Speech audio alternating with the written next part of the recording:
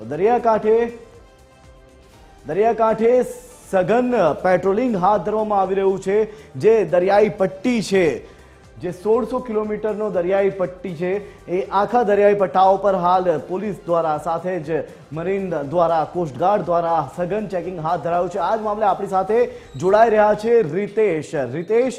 દરિયાકાંઠાને સુરક્ષિત રાખવા માટે હાલ વહેલી સવારથી સઘન ચેકિંગ કરવામાં આવી રહ્યું છે। કયા પ્રકારનું ચેકિંગ હાથ ધરાયું છે? શું કોઈ નવી ટુકડીઓ ઉતારવામાં આવી છે દરિયાકાંઠે? 1600 કિલોમીટરનો જે આખો દરિયાઈ પટ્ટી છે ગુજરાતની, કયા પ્રકારની વ્યવસ્થા આ આખી દરિયાઈ પટ્ટી ઉપર હાલ કરવામાં આવી છે? રીતેશ।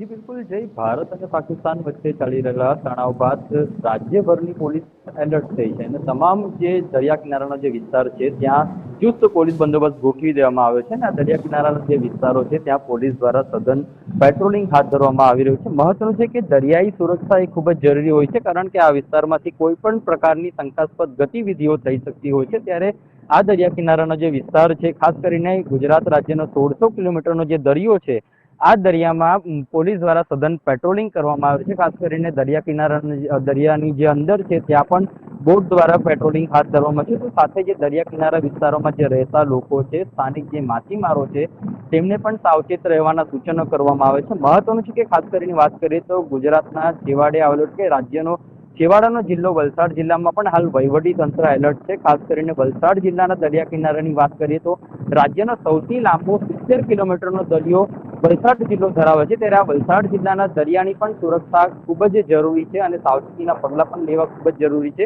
ત્યારે વલસાડ જિલ્લા વહીવટી તંત્ર પણ એલર્ટ છે અને આજે તમામ દરિયા કિનારાના વિસ્તારમાં પોલીસ દ્વારા સઘન પેટ્રોલિંગ કરવામાં આવી રહ્યું છે।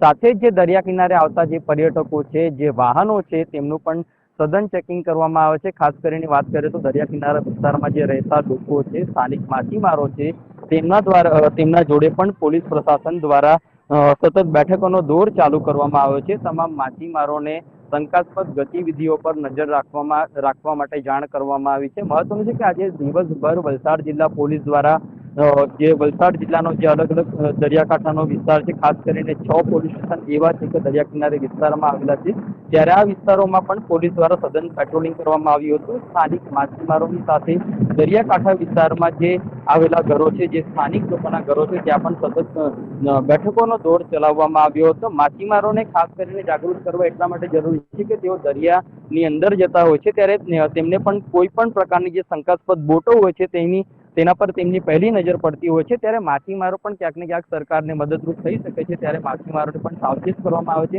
ખાસ કરીને જે સરકાર દ્વારા જે ટોલ ફ્રી નંબરો જાહેર કરવામાં આવે છે, ત્યારે પોલીસ દ્વારા તમામ માછીમારોને એલર્ટ કરવામાં આવે છે અને દરિયા કિનારે કે દરિયામાં કોઈ પણ શંકાસ્પદ ગતિવિધિ દેખાય તો તાત્કાલિક પોલીસને જાણ કરવા અપીલ કરાય।